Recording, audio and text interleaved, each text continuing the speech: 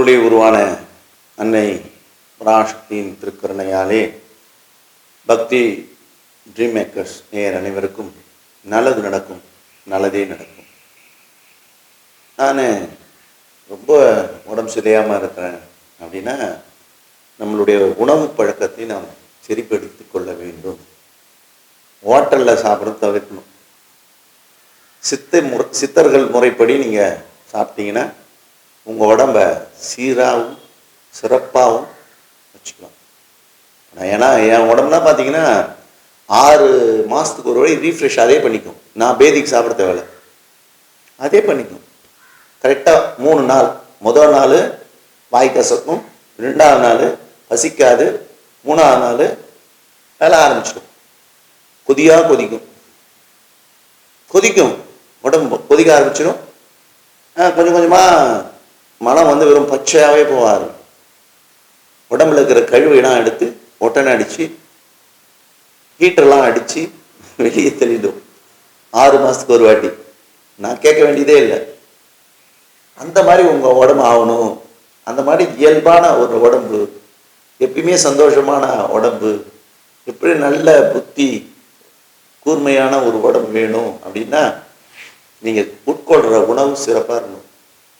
நைட்டில் நான் ஒரு 6 மாதம் எதுவுமே அளவுக்கு மீறினா அமிர்தமும் நெஞ்சு.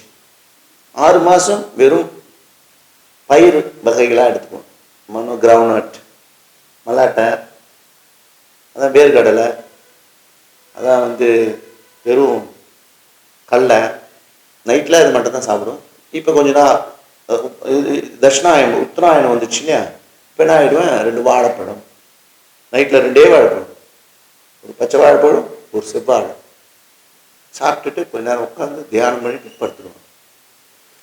இந்த உடம்பு கேட்கிற போது எப்போ பசிக்குதோ அப்போ சாப்பிடணும், எப்போ பசிக்குதோ அப்போ சாப்பிடணும். ஆனால் நம்ம இப்போ சாப்பிட்றது எப்படின்னா, மணி 1:30 ஆயிடுச்சா சாப்பிடும், காலை 8:30 ஆயிடுச்சா சாப்பிடும், நைட்டு 8:30 ஆச்சா சாப்பிடும். 6 மணிக்கு மேலே சாப்பிடவே கூடாது. உடம்புக்கு கேட்ட பிறகுதான் கொடுக்கணும். கேள்வி கேட்காமே, ஆமாங்க என் பேர் இதுங்க, ஆமாங்க நான் இதுங்க, அவன் கேள்வியே கேட்கல, அதுக்கு முன்னாடி அவனுக்கு கொடுத்துக்கினே இருந்தா என்ன ஆகும்? உங்களை மதிப்பானா? மதிக்க மாட்டான். நான் சொல்றது நல்லா புரிஞ்சுக்கணும். இந்த உடம்பு பசிக்குதுன்னு கேட்டாதான் கொடுக்கணும். நீங்க கொடுத்துக்கினே இருந்தா என்ன ஆகும்? கேட்காது, உங்களுடைய சொல் பேச்சு கேட்காது. கண்ட இடத்துல சதை வளரும், இதனால மன உளைச்சல் வரும், இதனால நோய் வரும். எப்ப இந்த உடம்பு கேட்குதோ அப்ப கொடுங்க. நான் சொல்றது வேற ஒண்ணுமே இல்லை. இந்த உடம்பு பசி அப்படின்னா பசிக்குது சாப்பிடணும். ஒரு பெரிய இது ஒன்று பார்த்தேன். ஒரு இது ஒருத்தர் கடல்ல புயல்ல மாட்டிக்கிறார். புயல்ல மாட்டிக்கின்னு ஒரு 15 நாள் 20 நாளா சாப்பிடாம இருக்குது. எப்படி சாத்தியம்னா சாத்தியம்.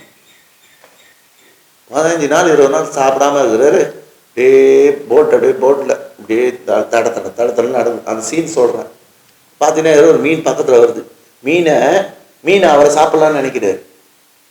மீன் அது மயங்கி போகிற சாப்பிடலாம், அப்படியே கண்ணை திறக்குது. இவர் அவ்வளோ பசி, டக்குன்னு மீனோட கண்ணை பிடிச்சி துண்டாரு. என்னான்னு பார்த்தா அந்த மீன் கண்ணு அவ்வளோ பவர், அவ்வளோ எனர்ஜி தரும். அதனால அந்த மீன் கண்ணை சாப்பிடுங்கன்னு நான் சொல்லலை. புரியுது நான் சொல்றது? இந்த உடம்பு எவ்வளோ பெரிய சக்தி வாய்ந்த உடம்புன்னு யாருக்கும் தெரியாது. சில டைம்ல நம்ம போயினே இருப்போம், மாங்காய் சாப்பிடலாம் மாதிரி இருக்குமே அப்படின்னு. அப்ப இந்த உடம்பு என்ன கேட்கும்னா, புளிப்பு வேணும்டா. புளிப்பு இந்த உடம்புக்கு வேணும். ஒரு 7-6 சுவை இல்லையா, 6 சுவை எவன் சாப்பிட்றானோ, கரெக்டான அளவு 6 சுவை. தெரியுமா உங்களுக்கு 6 சுவை என்னன்னு? சொல்லுங்களான்றீங்களா? அது சொல்ல வேண்டிய அவசியம் இல்லை, நீங்க தெரிஞ்சுக்கணும். இனிப்பு, துவர்ப்பு, கசப்பு, புளிப்பு, காரம், உப்பு, 6 சுவையும் சரியான அளவு. எது மேல கீழே போய் கீழே இருக்கக்கூடாது. ப்ராப்பரான சுவை. 6 சுவையும் ஒவ்வொரு வேலையும் 6 சுவை, அதான் அறுசுவை உணவுன்னு தமிழ்னோட உலகத்துல எவனும் இல்லை. தமிழ் கரெக்டாக கண்டுபிடிச்ச விஷயம். அதெல்லாம் வேஸ்ட் ஆக்கி நிற்கணும். நம்ம தமிழ் பண்பாடு கலாச்சாரம் வாழை சாப்பிட்றது இல்லை. ஃபர்ஸ்ட் எத்தனை என்ன செய்யணும்? ஸ்வீட் தான் சாப்பிடணும். தமிழ்ல இலைய போட்டாலே எல்லாத்தையும் சொல்லுவான், இது இந்த இடத்துல இருக்கணும், உப்பு இங்கதான் இருக்கணும், நுனியா இருக்கும், சாப்பாடு இங்கதான் போடணும், பெருசா இருக்கும், இலையை எப்படிதான் போடணும். இதை வச்சு விட்டு அடிக்கிறான் சினிமா. ஏன் இப்படிதான் போடணுமா, இப்படின்னுமா என்னமா? ஆனா நல்லா இருக்க மாட்டாங்க. தமிழ் கலாச்சாரத்தை சீரழிக்கிறது பார்த்தீங்கன்னா முக்கியமான பங்கு திரைப்படத்துக்கு. இப்போ டிவிக்கு வந்து போச்சு. நம்ம நம்ம நம்ம கலாச்சாரத்தை அழிச்சின்னு இருக்கிறாங்க. இது யாரும் கண்டுக்கல. மனவேதனைப்பட்டு இருக்கிறாங்க. கலாச்சாரம் மெல்ல மெல்ல மெல்ல மெல்ல சீராகுது. நீங்க நோயாவது காரணம் யாரு? 15 வருஷத்துக்கு முன்னாடி விசுப்பரத்தை கேட்பாங்க, ஏங்க நீங்க பிபிக்கு மாத்திரை போடல அப்படின்னு கேட்டுறாங்க. இப்பதான் கண்டுபிடிச்சேன். 5 வருஷத்துக்கு முன்னாடி திரைப்படத்தில் காட்டினது இன்னைக்கு நிஜமாவே நடக்குது. நான் சொல்றது புரிஞ்சுங்க. அதனால நம்ம கொஞ்சம் கொஞ்சமா நம்மள சைக்காலஜியா தயார் பண்றோம். யாரு? வெளிநாட்டுக்காரன். சைக்காலஜியா நம்ம டிவியோ வேற எதுவோ ஆண்ட்ராய்டு போனோம் இதை பார்த்து பார்த்து நம்மளை அடிமை ஆக்கி வைக்கிறோம். அதனாலதான் நான் என்ன செய்வேன்னா, மாசத்துல 2 நாள் 3 நாள் செல்போனை சுவிட்ச் ஆஃப் பண்ணிடுவோம். செல்போனே இல்லைன்னு நம்ம அடிமை ஆவிக்க வேண்டி நிற்கிறோம். செல்போனே இல்லைன்னு வச்சுங்க, சில பேர் செத்துருவான். செல்போனே எல்லாம் செத்துருவான். உண்மை நான் சொல்றது பாருங்க. ஒரு ஒரு ஒரு அதான் இப்போ வாட்ஸ்அப்பே இல்லைன்னு வச்சுங்க, செத்து போயிடும். யூடியூப் எல்லாம் செத்துருவாங்க.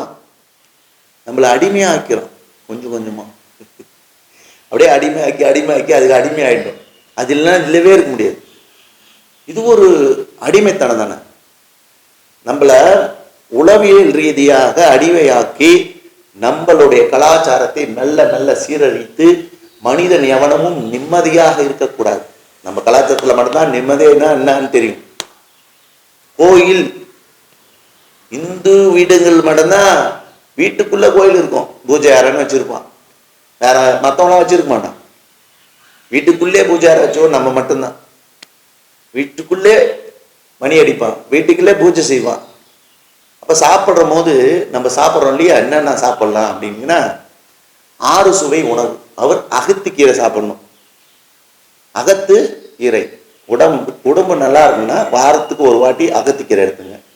பொன்னான கண்ணு பொன்னாங்கண்ணி, வாரத்துல ஒரு நாள் பொன்னாங்கண்ணி இவ்வளோ நல்லா வேக வச்சுங்க, சூப்பரா இருக்கும்.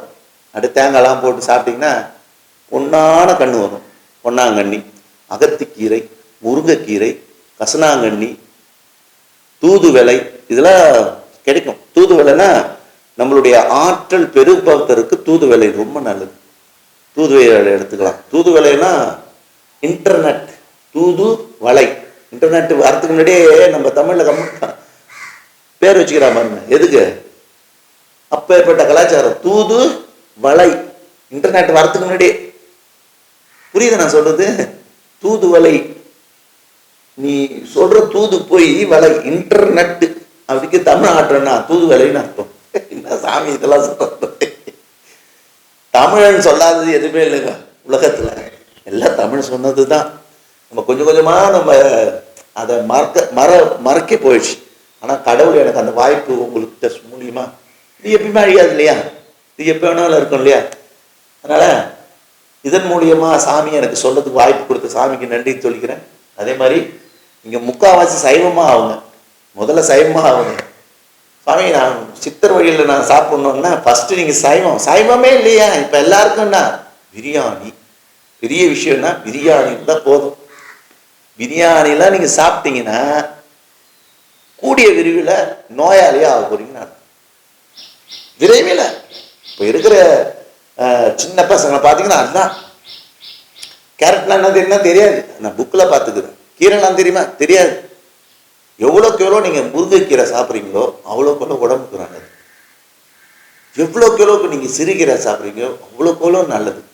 எனவே இந்த சித்தர்கள் உண்ணக்கூடிய உணவு நீங்கள் உண்ணணும் அப்படின்னா மாசத்துல ஒரு நாள் பேதிக்கு எடுத்துக்கணும். ஃபுல்லாக வாட்டர் வால்ஸ் பண்ண தான் பேதி. அதுக்கு நான் என்ன செய்யலாம், மாத்திரை வாங்கி சாப்பிடலாமா? ஆனால் 4 மூடி ஆமணக்கு எண்ணெய்ன்னு சொல்லுவாங்க. அதை சாப்பிட்டு கொஞ்சம் நேரம் உட்காந்துடுங்க. மோர் ஒரு பாட்டில் வச்சுங்க, தர்றன்னு போய்க்கிட்டே இருக்கும். ரொம்ப வளவலாச்சா கொஞ்சம் மோரை குடிச்சிங்க சரியாக போடும்.